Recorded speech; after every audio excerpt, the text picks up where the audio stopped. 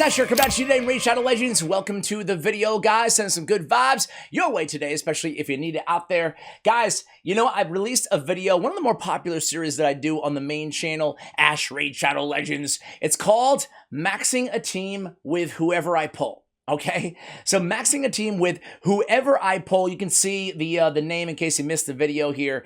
Basically, I pull from Void Shards. Sometimes it's Sacred, sometimes it's Ancients, blah, blah, blah, right? But I'm going to max a team of whoever the heck I get and just kind of review these random champions. Well, one of those champions was actually Azure in this previous video. I've never done a guide on him. I figured I might as well spend a little bit more time talking about this champion because truthfully, I think he was who impressed me the most in this video. That is not to say that this dude is the best champion out there in the game or anything like that. I think, frankly, he's a bit of an underwhelming Void Epic, maybe an average Void Epic, I would say. Maybe you can make the case that with the right utility, the right team around him, and the right gear, all which we're going to talk about in today's video, maybe he can be a little bit above average. We lost to the Dragon in this battle, but he was the last man standing, right? He was just trying to do his best to keep himself alive, and he stood standing for a while, and he was built for no damage here. And he actually did decent damage, 900,000 damage. So really, you know, up there with some other champion. Well, you know, let's be real. None of these numbers are going to blow you away. And he's competing against Draconis and Harrier and Weirgren. Either way, not bad. Kind of sneaky damage from War Master in that A1. But the survivability on this champion was really, really good for an epic. So let's take a look at his kit really quickly here. He is a Bannerlord Void Epic champion. As I mentioned, here he is, the dude with the bright blue and green shield. Aesthetically, I don't know how I feel about this champion. I guess very meh, very mid, very average. I mean, what's up with that axe, dude? Like, for all that armor, you couldn't get a nice steel handle on that bad boy? Come on, man. And what's up with that shield? Is it wooden on the inside or is that brass or something? Anyway, that's Azure, right? On his A1, he's an HP-based champion whose damage scales from attack. I hate that. I hate that, man. If you look at the base speed, it's 97. Now, if you look at hellhades.com, they have an old screenshot. 87 base speed here, 87. That's because back in 2019, not this time, 2019, December of 2019, he got a buff from 87 to 97 speed. The year after, they buffed the rest of his kit as well. We'll talk about that in just a moment here. Let's first look to see what he even does. On his A1, this is why I like talking. This is why I like this channel, honestly. Because a lot of champions get buffs. There's been hundreds and hundreds of buffs over the years. And let's be real, you tend to forget about him unless you have the champion or you already have the champion built. Or unless like it's a really massive buff to a legendary or something like that. Azure got 2 buffs, one to his speed and one quite substantial one to his A1 and his A3. Anyway, his A1 lunge attacks one enemy 2 times. It used to stop right there, okay? That was it, just attack one enemy 2 times. And then, again, about 2.5, 3 years ago, they added all this to it. Each hit has a 30% chance of placing a stun. That's really good considering it happens on each hit. Whenever we're placing debuffs on the A1, we're on a multi-hit A1, we're always looking to see if it's just places A or has a chance of placing, or if it's an each hit. Each hit obviously makes it incredibly more attractive. So we have a 2x 30% chance on a stun, increased to 100% if the target is under an increased speed buff. Pretty cool add-on there. Like if you're going against, like, I don't know, a Lysandra or an Apothecary or something like that in the arena, just pop off whoever you want, guaranteed stun, right? We have a Void Affinity, we don't have to worry about negative affinity matchups. All right. Well, I say guaranteed provided he has enough accuracy, right? On the A2, Aegis. Same name as Vergis' A2, right? I think. Big version of Ally Protect. 2 turns on a 4-turn cooldown, plays a shield in this champion, 40% of her max HP, and it gets protected. It can't be removed. Very good ability here. Very good. Big version. It is on a 4-turn cooldown, but that's not that bad. Great shield on him. 40% is a big, beefy shield. On the A3, Coup de Grace attacks one enemy. 3-turn cooldown, places an extra hit if the target has a stun debuff, okay? Extra hit is always critical. That's pretty cool. That gives him some nice damage potential, as we saw there in that battle that I barely even showed you guys.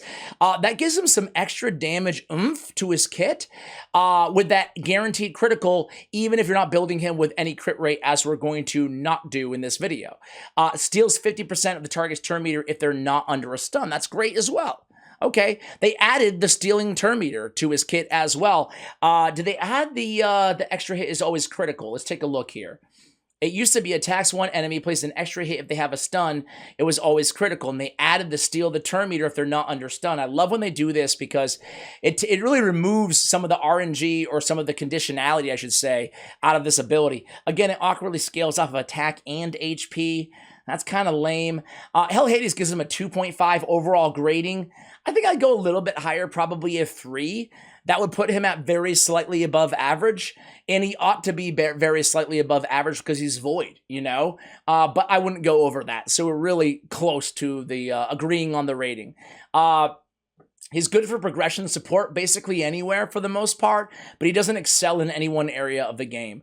I guess I would say maybe Ice Golem, especially in the mid game, because he can really help you withstand all those big, beefy counterattacks from the Ice Golem.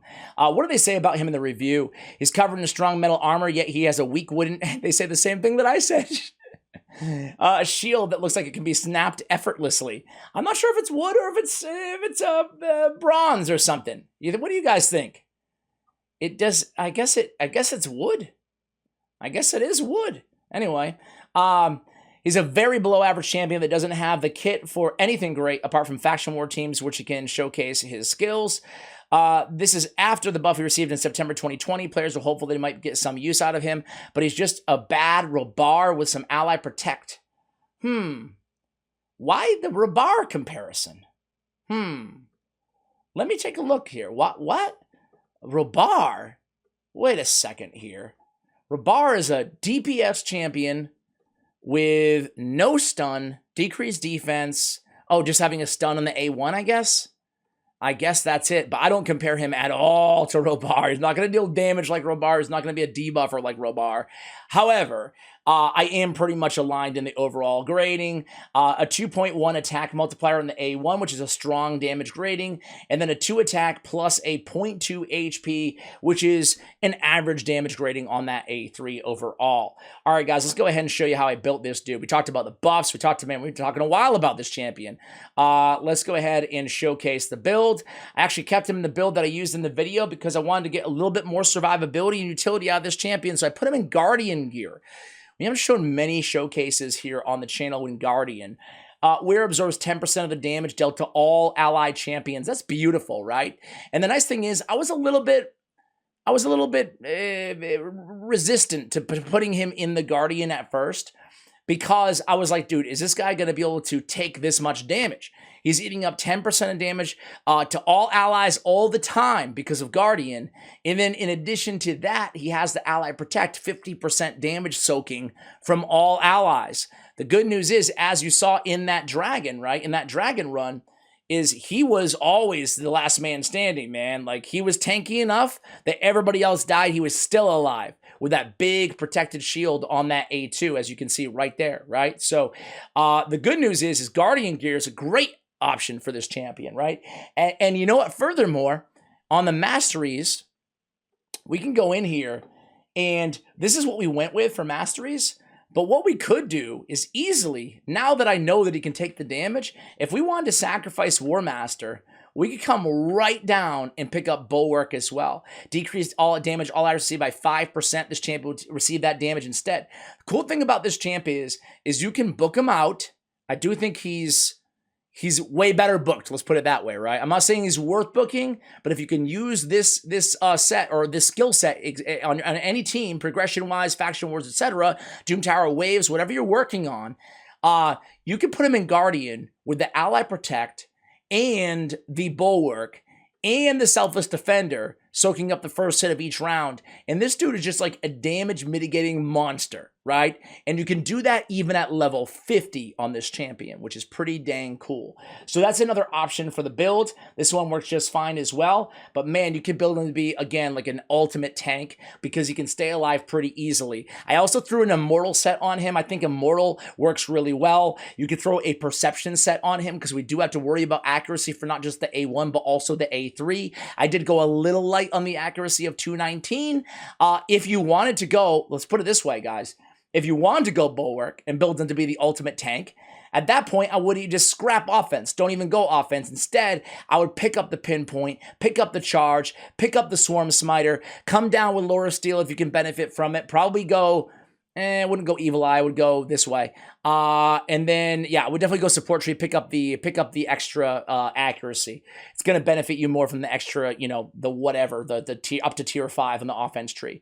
Total stats here, we have 69k on the HP, 3,300 on the defense, 207 on the speed. We don't care about crit rate, crit damage, little resistance, little accuracy. There you go. So yeah, man, not too bad. Let's go ahead. We have Faction Wars open right now. You know what I want to do, guys? I want to get a little crazy because if you want to see him in this build, you can go ahead and just watch that video that I did earlier, right? In terms of blessings, by the way, on this champion, he is definitely a commanding presence type of champion in my mind. I would go commanding presence.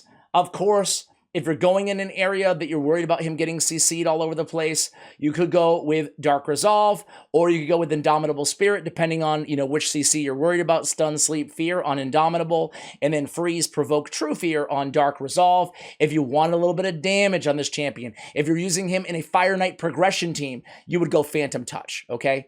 Let's go to the, really quickly here, defense percentage on the gauntlets, HP percentage on the chest, speed on the boots. We have HP on the banner. Could go accuracy if you wanted to. Defense on the amulet and HP on the ring. A lot of survivability all over the place, okay? Keep in mind, he's also healing every turn with the Immortal by 3% and with the Guardian by 10%, okay? So that's a 13% heal every single turn. Not bad, right? All right, let's take him into Faction Wars, guys. All righty. Faction Wars, stage 21. This is the team that we have around him. Let's see how we can do with keeping everybody alive. You'll notice on this team, he's hard to miss with his green little motif here, right? You'll notice on this team, there's no other support champions on the entire squad, right? He's the only support that we're running here.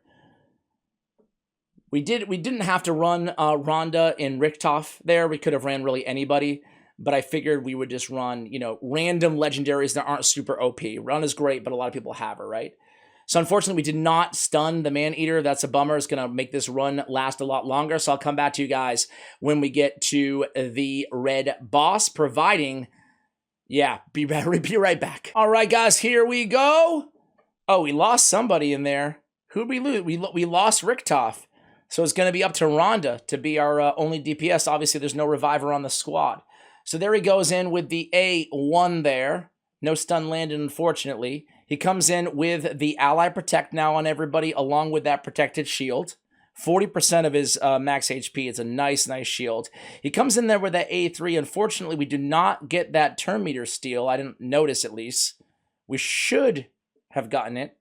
Either way, we come back in there.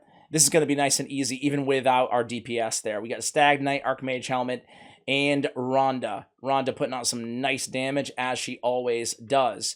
So you can see there's quite a significant amount of time that ally protection fell off, but he gets back to it. Not too bad, right? Not too bad. And as I mentioned earlier, guys, there we go. We decrease turn meter and steal it there. That's really handy against Red Boss. And as I mentioned earlier, guys, as long as you build him super tanky, for Faction Wars, run this dude at level 50, right? He can be a great support champion. You can build a team like this around him, right? You can build a team with basically just a debuffer and Stag Knight and no support champions. And he's going to be there to make sure everybody stays alive with all that damage mitigation. The heals are obviously coming from his own Immortal and his Guardian set.